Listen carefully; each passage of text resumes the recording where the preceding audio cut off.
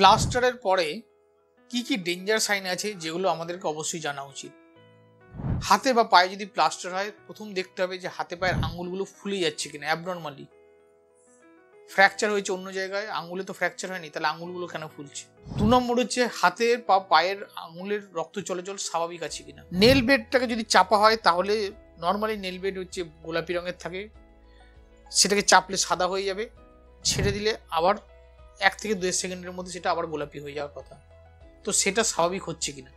হাতের আঙ্গুল বা পায়ের আঙ্গুলগুলো আস্তে আস্তে ব্যথা বাড়ছে কিনা, তীব্র ব্যথা হচ্ছে কিনা, বা হাতে বা পায়ে অসার ভাব তৈরি হচ্ছে কিনা।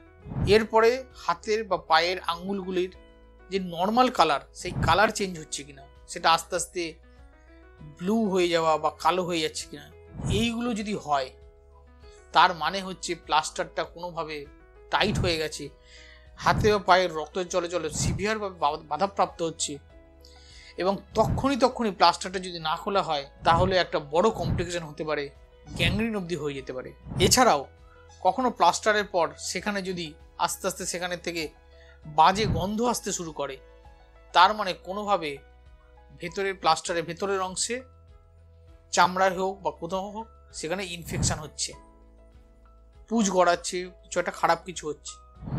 তাই এই যে ডেঞ্জার সাইনগুলো বললাম বা বাজে গন্ধ যদি হয়, এগুলো যদি থাকে, আর অপেক্ষা করবেন না, সঙ্গে সঙ্গে আপনি আপনার ডক্টরের সাথে যোগাযোগ করুন বা নিকটস্থ হাসপাতালে গিয়ে প্লাস্টারটা ইমিডিয়েটলি খোলার ব্যবস্থা করুন।